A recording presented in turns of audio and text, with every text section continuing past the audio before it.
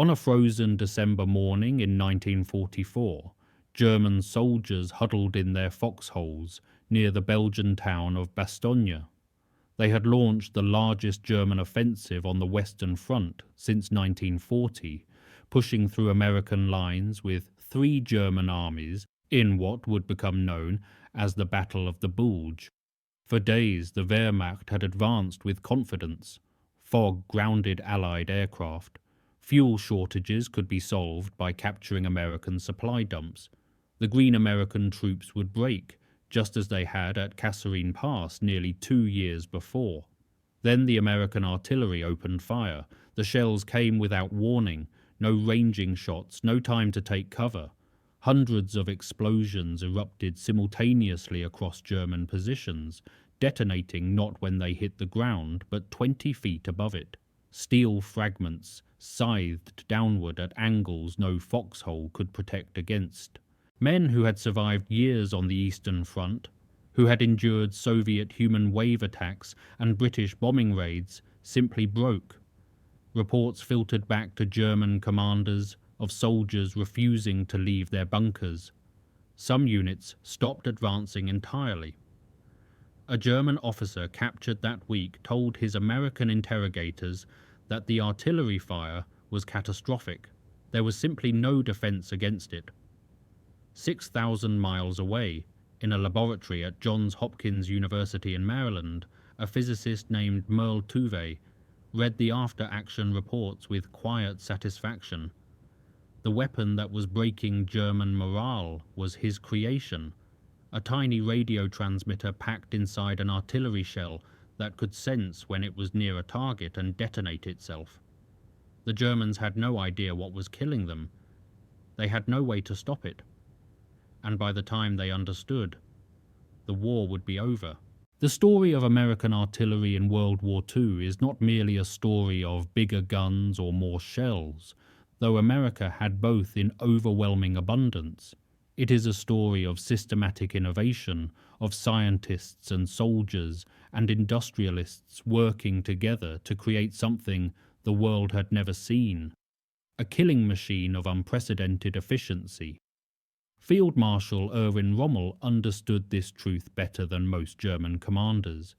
He had faced American forces first in Tunisia in early 1943, and what he observed troubled him deeply. In February of that year, during the fighting around Kasserine Pass, he wrote to his wife describing how an American observation plane directed the fire of numerous batteries on all worthwhile targets throughout the zone. Even as his panzers were routing inexperienced American infantry, Rommel recognized that the enemy's artillery coordination represented something new and dangerous. By the time he faced the Americans again in Normandy, 18 months later, his assessment had grown far grimmer. He noted their great superiority in artillery and outstandingly large supply of ammunition. His forces were being ground down not by superior German tactical skill being overcome, but by an industrial and organizational capacity they simply could not match. War correspondent Ernie Pyle, who embedded with American forces across North Africa, Sicily, Italy and France, summarized what he observed in terms the average reader could understand. "Our artillery," he wrote, "the Germans feared it almost more than anything we had.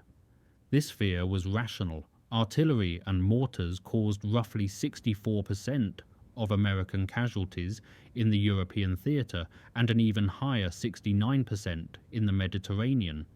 British studies showed 75% of their casualties came from shell, mortar, grenade and bomb fire. These were not infantry weapons, they were artillery. The king of battle, as the American army called it, the weapon that truly dominated the modern battlefield. But American artillery dominance was not inevitable. In 1939, the United States Army ranked 19th in the world in size, smaller than Portugal's. American artillery doctrine was adequate but unexceptional. American guns were reliable, but not remarkable. What transformed American artillery from competent to devastating was not a single breakthrough, but a series of innovations that reinforced each other. Together, they created a system no enemy could match. The foundation was laid not on a battlefield, but in a classroom at Fort Sill, Oklahoma. In the years between the world wars, two artillery officers would revolutionize how guns were controlled in combat. Their names were Carlos Brewer and Orlando Ward, and their creation would kill more German soldiers than any tank or fighter plane. Before Brewer and Ward, artillery coordination was a slow and cumbersome process that had changed little since the First World War. Each battery commander controlled his own guns in combat, observing the fall of shot and adjusting fire based on what he could see. If a division commander wanted to mass fire from multiple batteries onto a single target, it required extensive pre-planning, detailed coordination between battery commanders, and could take an hour or more to execute. By the time the shells landed, the target had often moved or dispersed. Major Carlos Brewer, serving as director of the gunnery department at Fort Sill in the late 1920s and early 1930s, proposed something radical. He wanted to abandon the traditional method entirely. Instead of each battery commander controlling his own guns, Brewer proposed centralizing fire control at the battalion level. A single coordination center would receive target information from forward observers, calculate firing solutions for all guns simultaneously, and transmit the data to each battery. The process that had taken an hour could be completed in minutes. The established artillery officers were deeply skeptical. Battery commanders had always controlled their own guns. That was how artillery worked. Centralized control seemed rigid and bureaucratic, unsuited to the chaos and confusion of actual combat. How could a coordinator miles behind the front understand what a battery commander could see with his own eyes? Brewer proved them wrong with systematic testing. His fire direction center was not rigid but flexible. It did not replace the judgment of men at the front. It enabled that judgment to be translated into action with unprecedented speed. A forward observer spotting enemy troops could radio their coordinates to the center. Within minutes, shells from guns spread across miles of front could be falling on the target. The observer could adjust fire in real time, walking the explosions onto the enemy with devastating precision. Major Orlando Ward succeeded Brewer and refined the system further. He introduced graphical firing tables, devices similar to slide rules that eliminated the need for manual mathematical calculations. Pre-computed data for hundreds of combinations of wind, temperature, barrel wear, propellant temperature, and elevation allowed fire direction center operators to determine firing solutions almost instantly. The complex trigonometry that had required a trained mathematician could now be performed by any soldier with a few weeks of specialized instruction. Ward also pushed for motorization of American artillery, arguing that horse-drawn guns could not keep pace with modern, mechanized warfare. He faced resistance from traditionalists who pointed out that trucks required fuel and maintenance while horses ate grass. Ward persisted. By the time America entered the war, its artillery was almost entirely motorized. German artillery was not. The results of the Brewer-Ward system spoke for themselves in quantifiable terms. American artillery could respond to a fire mission in approximately 3 minutes.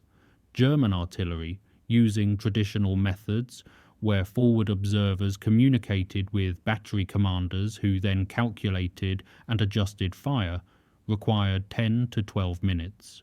In the chaos of combat, those 7 extra minutes often meant the difference between hitting a target and hitting empty ground where the target had been. The human element reinforced the technical advantage. After the painful lessons of Kasserine Pass in February 1943, where American forces had been routed by Rommel's Afrika Korps, The American Army trained forward observers at every level of command. By the end of the war, infantry regiments had trained personnel down to platoon sergeant level in forward observer procedures. Any trained soldier with a radio could call for fire. This redundancy meant that artillery communications usually remained open, even when infantry commanders were killed or wounded, even when German counterattacks overran forward positions. The Germans had nothing comparable. Their forward observers were tied to controlling specific batteries and could not request fire from other units. Multi-battalion fire required extensive pre-planning and coordination that was simply impossible against moving targets or in rapidly changing combat situations. The organizational difference was as significant as any technological advantage, but technology mattered profoundly.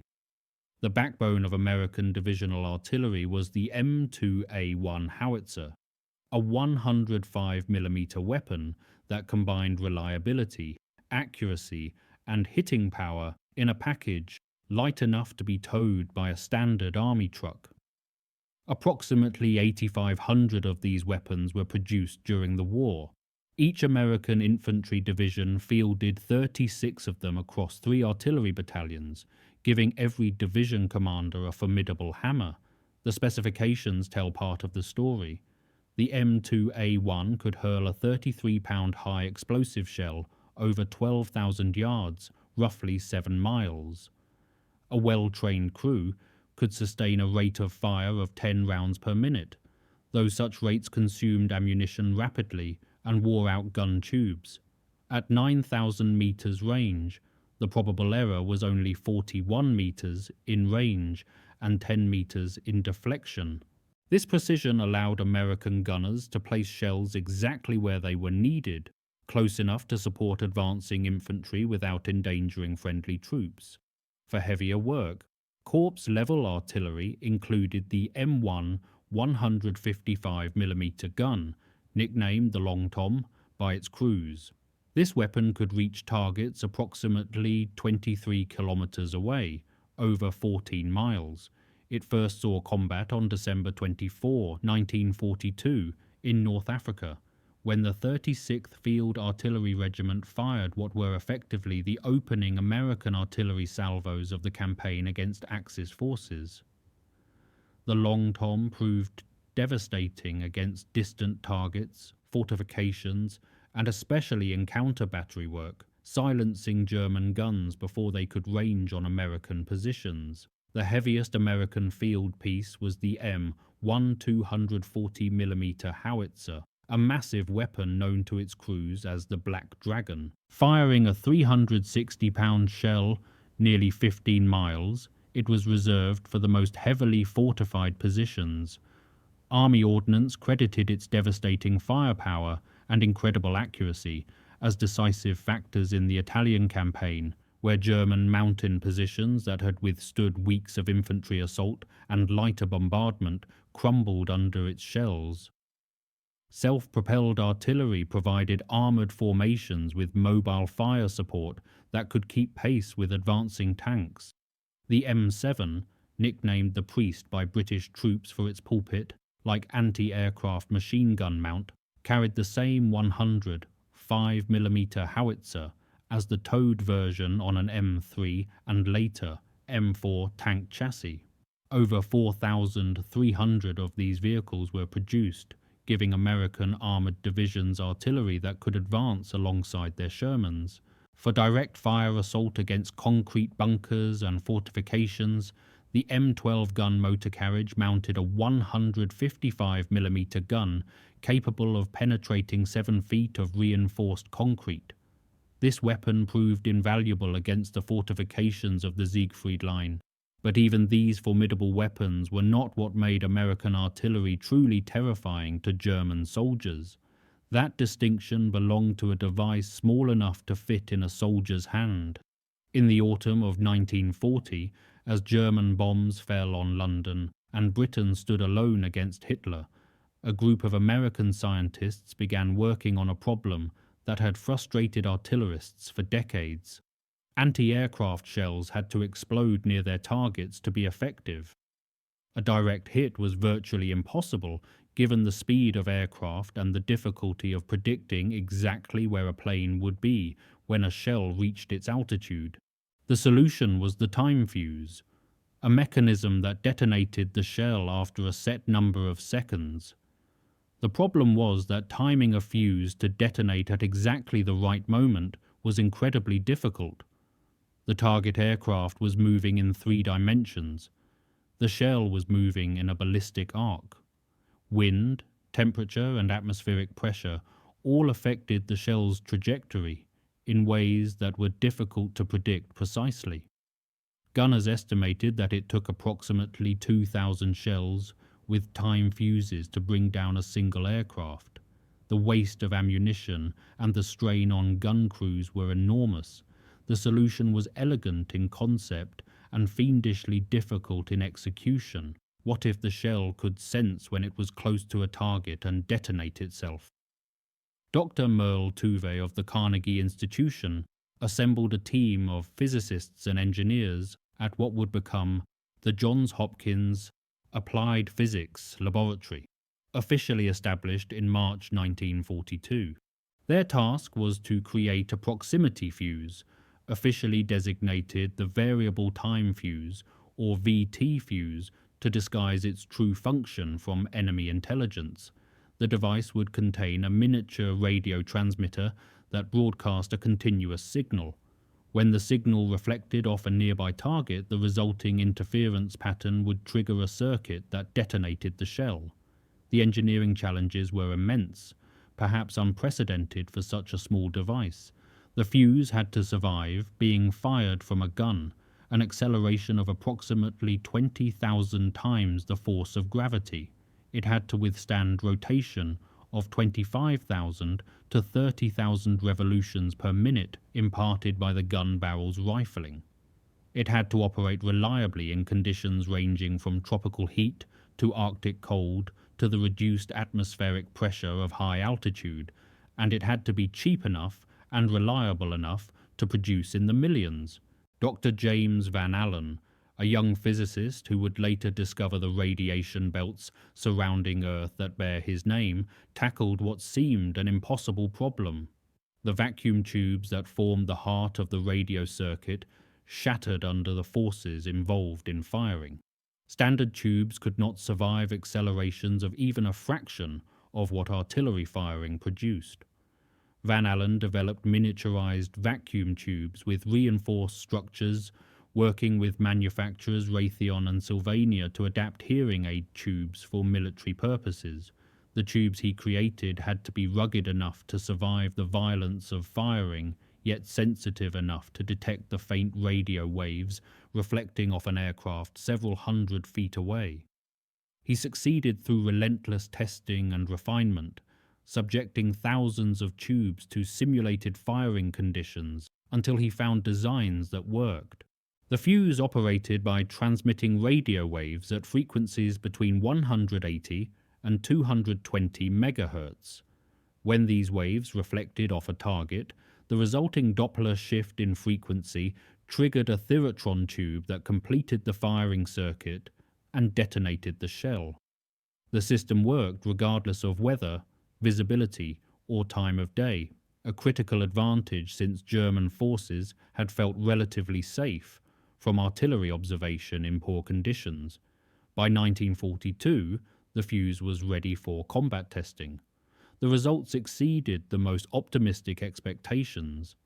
Shells detonated consistently at 20 to 50 feet above ground level or from aircraft, showering targets with fragments at angles impossible to achieve with ground-burst explosions.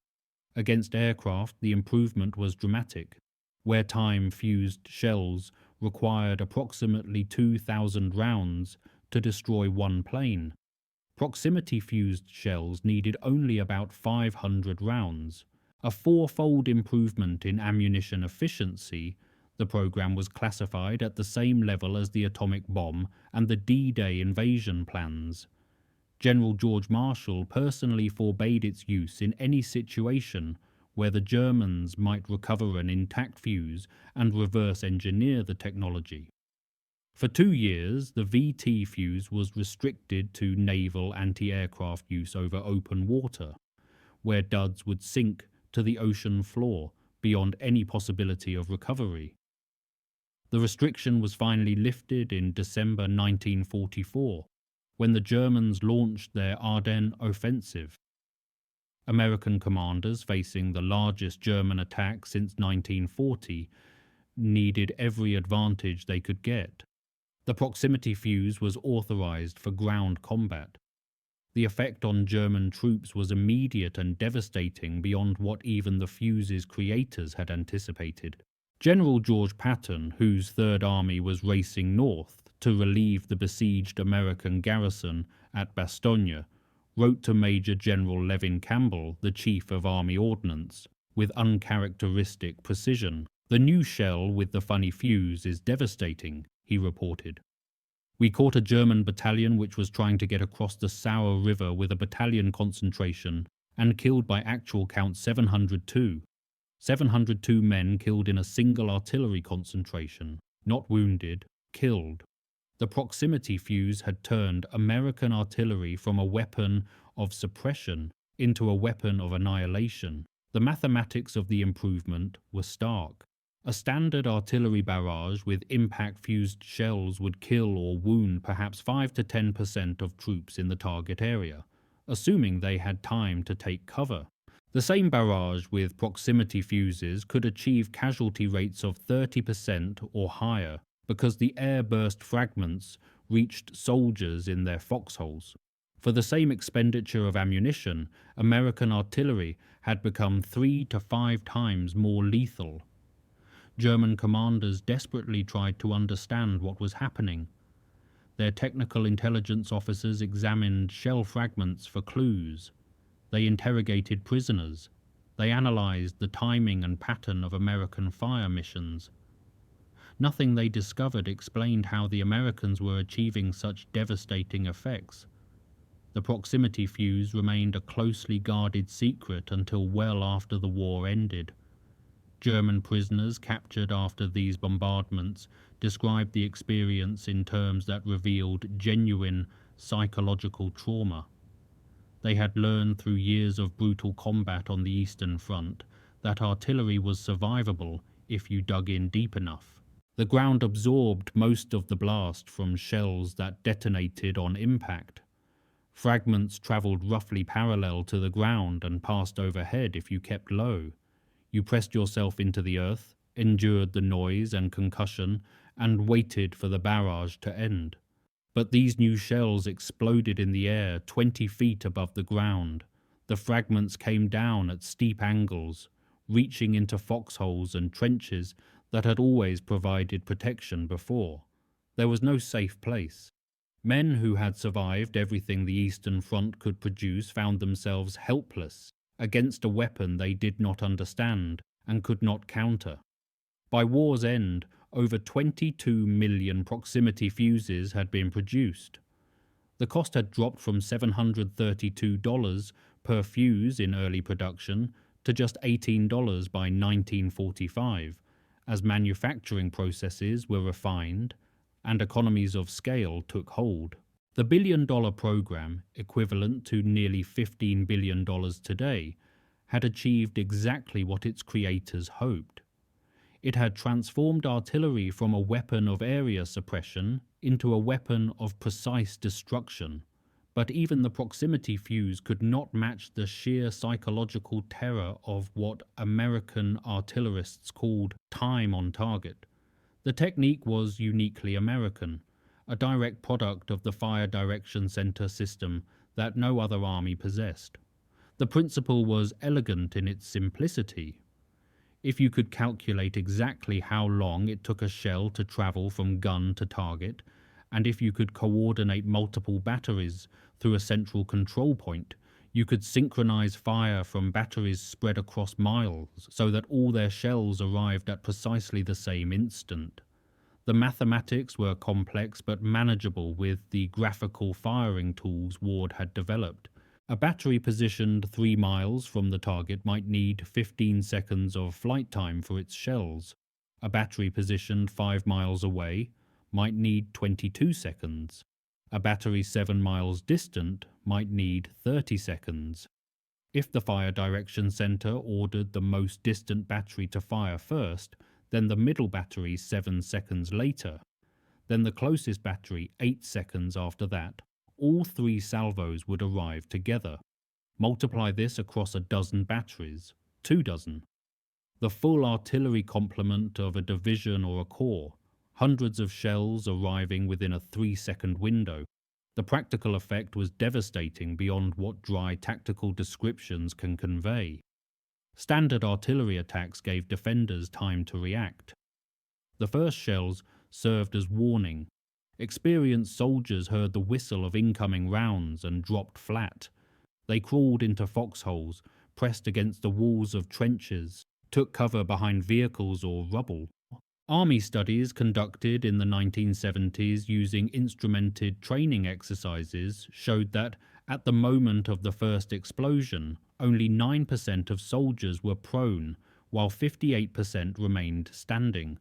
Within 2 seconds, that dropped to 29% standing. After 8 seconds, all soldiers had sought cover. Time on target eliminated those critical warning seconds. There was no first shell to warn anyone. There were only all the shells at once. One moment, German soldiers were standing in formation, moving through a village, gathering around a command post, eating a meal, receiving orders from their officers. The next moment, they were dead or dying. A German battalion struck by time-on-target fire was found still in formation where they fell, their bodies arranged in march order because they had never had time to break ranks or seek cover. The technique required extraordinary coordination. Each battery had to fire at precisely the calculated moment. A delay of even a few seconds would cause some shells to arrive early, warning the target.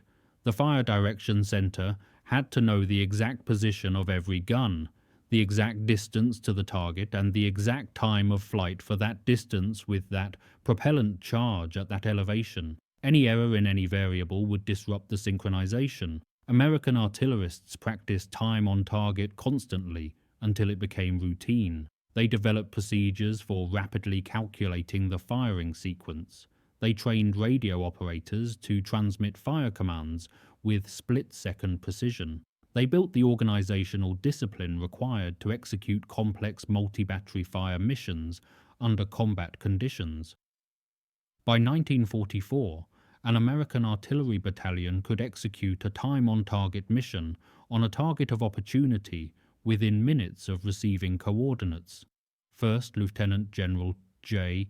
Lawton Collins first employed time-on-target at Guadalcanal in 1943 with the 25th Infantry Division, demonstrating its effectiveness against Japanese positions. By Normandy in 1944, the technique had become standard practice throughout the American Army.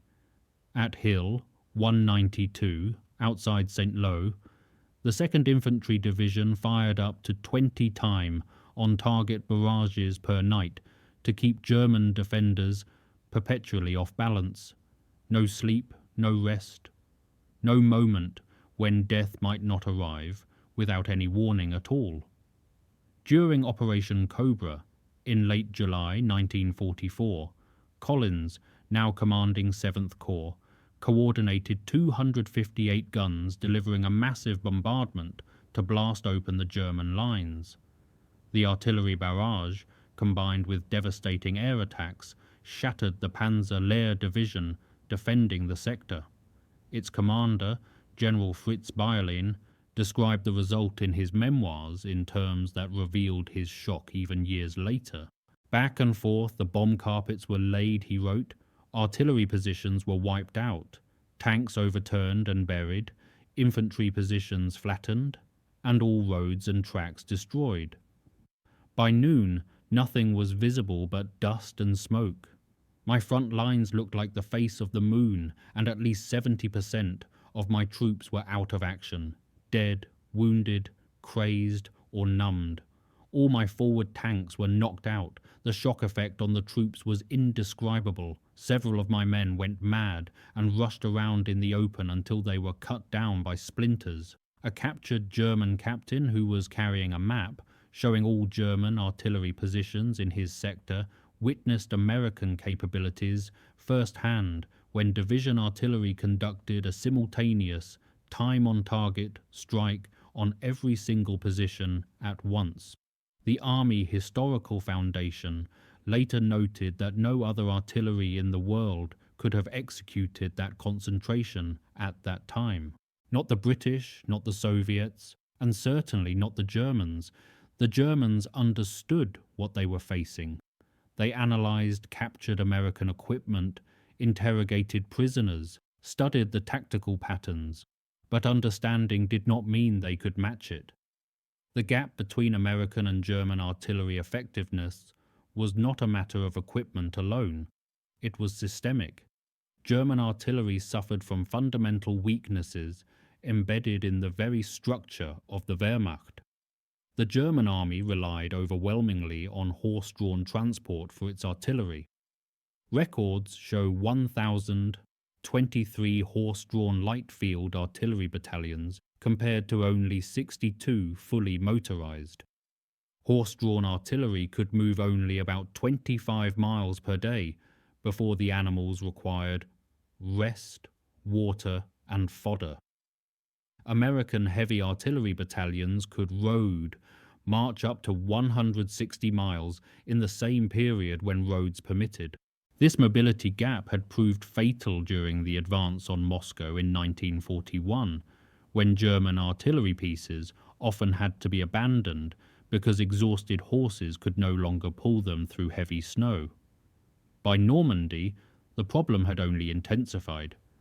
German artillery units supporting 5th Panzer Army included captured guns from France, Czechoslovakia, Poland, the Soviet Union, and every other conquered nation.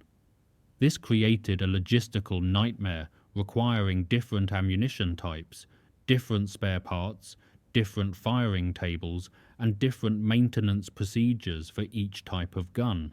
General Hans Eberbach, who commanded 5th Panzer Army in Normandy from July through August 1944, described the situation in post-war interviews. His artillery was outgunned by a factor that made effective counter-battery work nearly impossible. The British alone deployed approximately 6 times as many guns as he could field. His batteries could fire only about 10% of the volume the British fired, and the Americans possessed even more guns and ammunition than the British. Communications lagged equally far behind. German military radios were not as prevalent as might be expected from the army that had pioneered blitzkrieg. Heavy reliance on vulnerable telephone landlines meant that artillery communications could be severed by a single shell cutting a wire or a single bombing raid destroying a switching station. Germany did not deploy frequency-modulated radios until the last year of the war. The Americans had adopted FM radio technology years earlier, thanks in part to an artillery officer named Anthony McAuliffe. Before the war, McAuliffe had studied the FM radio systems used by Connecticut State Police and recognized their potential military applications. He convinced the army to develop military FM radios that provided, in his words, a strong clear signal for about 40 miles. These radios would prove crucial for artillery coordination. McAuliffe himself would later earn fame at Bastogne, where his one-word reply of nuts to a German surrender demand became legendary. Ammunition supply created perhaps the most insurmountable problem for German artillery. By 1942, Germany was drafting factory workers into the military and replacing them with prisoners of war and forced labourers from occupied territories. These unwilling workers had every incentive to sabotage production, and they did. At Anzio, American ordnance officers examining captured German ammunition found that roughly 70% of 170mm shells were duds, their fuses deliberately sabotaged or carelessly assembled. American daily ammunition delivery in Normandy reached approximately 2,000 tons per day. German forces in the same theatre received only about 500 tons of all ammunition types combined. American gunners could fire until their tubes wore out and receive replacement guns within days. German gunners had to hoard every shell. The German artillery coordination system itself was rigid in ways that prevented flexible response. Forward observers were assigned to specific batteries and could not request fire from other units in their division or corps. Unlike the American model of centralized control enabling decentralized execution, German artillery doctrine did not support the concept of a radio net allowing rapid sharing of fire missions across multiple units. If a German observer spotted a lucrative target outside his assigned battery's range, he could not simply call for fire from a neighboring battery. He had to report through channels while the opportunity disappeared. These systemic weaknesses created a cascade of failures that compounded each other. Horses needed fodder that had to be transported to the front, consuming truck capacity that could have carried ammunition. Radios that broke could not be replaced because German electronics production was being bombed around the clock. Experienced forward observers killed in action could not be replaced because training programs had been cut to put more men in combat units. The Americans, by contrast, operated a system where each component reinforced the others. Motorized transport meant guns could displace quickly to avoid counter-battery fire, which meant gun crews survived longer, which meant they became more skilled, which meant their fire became more accurate, which meant they killed more Germans, which meant fewer German shells were falling on American positions. Success bred success in a virtuous cycle the Germans could not break. The consequences appeared on every battlefield where American and German forces engaged, and the pattern was always the same. Early German tactical success, followed by American artillery dominance, followed by German retreat or destruction. At El Guettar in Tunisia on March 23, 1943, American artillery proved itself against German armour in large-scale combat for the first time in the war. The 10th Panzer Division attacked with approximately 50 tanks, expecting to overwhelm the inexperienced American defenders, as Rommel had done at Kasserine Pass barely a month before. The Americans at Kasserine had broken and run. Surely these troops would do the same. They drove into a meticulously prepared trap. American artillery observers positioned on the high ground called in devastating fire the moment the German tanks came into view. The guns opened a methodical airburst bombardment using time-fused shells from 105mm and 155mm howitzers. German infantry advancing behind their tanks was caught in the open. General George Patton, who had taken command of 2nd Corps after the Kasserine disaster and whipped it into fighting shape, observed the battle from a forward position. He watched German infantrymen being scythed down by shell fragments as they tried to keep pace with their tanks. "My God," he remarked to his aide, "it seems a crime to murder good infantry like that." The artillery broke the attack. Within hours, 30 German tanks were burning wrecks. The 10th Panzer Division was rendered combat ineffective within 2 days. The American troops who had panicked at Kasserine 5 weeks earlier had learned to stand and fight. More importantly, their artillery had learned to kill. At Anzio in early 1944, massed artillery proved decisive in holding the beachhead against determined German counterattacks that came within a mile of pushing the Allies into the sea. During the German February offensive, Allied artillery, primarily American and British, outshot German guns by an estimated ratio of 10-1, though American historians later suggested this German estimate was somewhat inflated. What mattered was that the sheer volume of American fire broke up German attacks by hitting assembly areas before assault formations could organize. The May breakout from Anzio commenced with 1,500 Allied artillery pieces bombarding German defensive lines for 40 straight minutes. Positions that had held against 4 months of infantry attacks crumbled under the concentrated shell fire. The Germans, short of ammunition and unable to match the Allied volume of fire, could not prevent the breakout that led to the liberation of Rome. At Mortain in August 1944, American artillery stopped the last major German offensive in the west. Hitler had ordered a counterattack to cut off Patton's forces racing across France, believing he could reach the sea at Avranches and trap the American breakout. The 47th Panzer Corps attacked with approximately 300 tanks on August 7th, striking toward the crucial crossroads town of Mortain. Forward observers, 1st Lieutenant Charles Bartz and 2nd Lieutenant Robert Weiss, occupied an observation post on Hill 314, which dominated the surrounding terrain. From their position, they could see the entire German approach corridor for miles. As German armour advanced, Bartz and Weiss called in fire mission after fire mission. Corps artillery was in constant demand throughout the battle to break up German armoured thrusts before they could concentrate. The defenders of Hill 314 were soon cut off by German advances around their position. When they began running low on medical supplies to treat their wounded, the 230th Field Artillery Battalion improvised a solution. They fired blood plasma packed into empty smoke shell casings toward the hilltop, delivering medical supplies by artillery round. The German offensive failed completely. American artillery, working in coordination with ground attack aircraft once the weather cleared, destroyed the attacking panzer units in detail. The road to Paris lay open.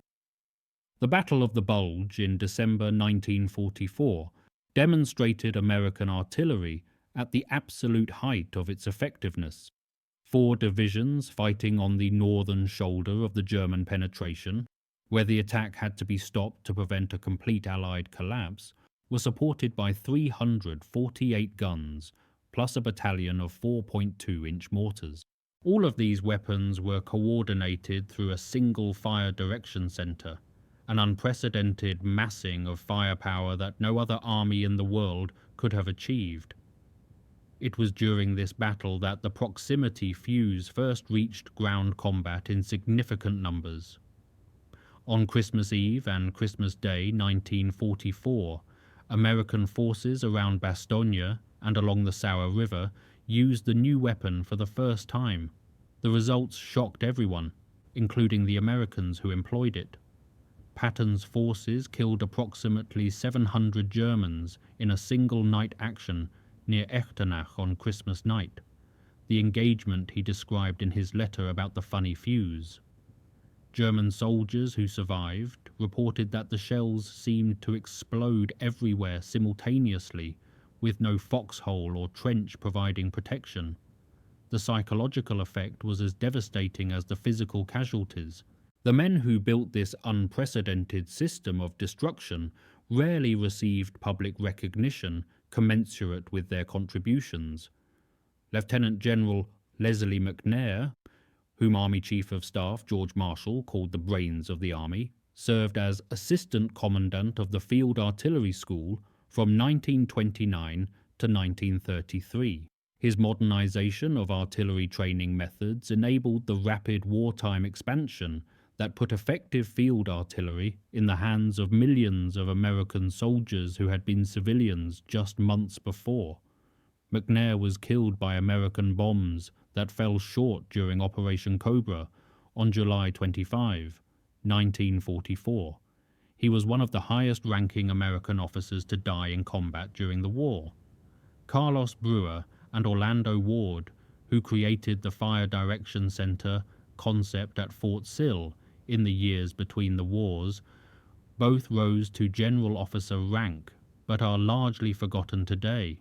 Their contribution building the organizational and procedural framework that made American artillery the most effective in the world was too abstract and technical to capture public imagination the way a dashing tank commander or a heroic infantry assault might. Merle Tuve and James Van Allen returned to pure scientific research after the war ended. Tuve continued physics research at the Carnegie Institution until his death in 1982. Van Allen achieved worldwide fame in 1958 when instruments aboard the Explorer satellites he helped design discovered the radiation belts surrounding Earth that now bear his name. Few who celebrated his space-age achievements remembered that his first great contribution to science had been a device designed to kill enemy soldiers more efficiently. Among the combat soldiers who served the guns and called the fire, one name deserves special recognition. First Lieutenant John Fox of the 598th Field Artillery Battalion was an African-American officer serving with the segregated Buffalo Soldiers in Italy. On December 26, 1944, at the village of Sommercolonia, Fox found his observation post surrounded and about to be overrun by German troops. As enemy soldiers closed in on his position, Fox made a decision that would cost him his life. He radioed his battery and called for artillery fire on his own coordinates. When the fire direction center operator questioned the accuracy of the coordinates, pointing out that shells would land directly on the observation post, Fox replied that he understood.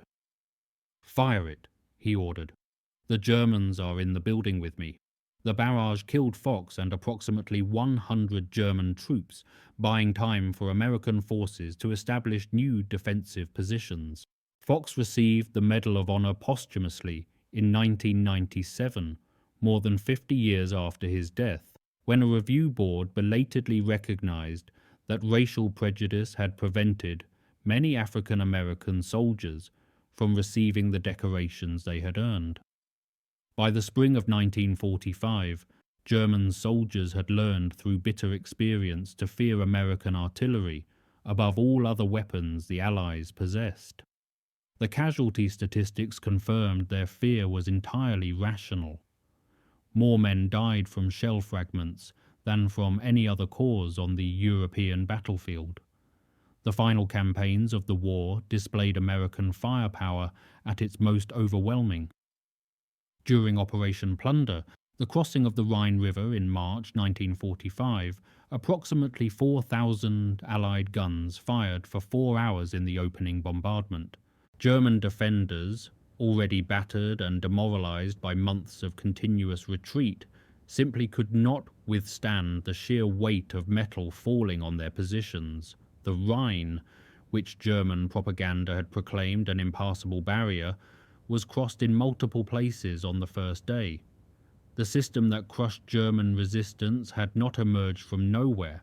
It came from officers at Fort Sill who refused to accept that artillery coordination had to be slow, from scientists at Johns Hopkins who proved that radar could be packed into an artillery shell, from forward observers who crawled close enough to the enemy to see their faces, from gun crews who served their weapons through rain and snow and enemy fire.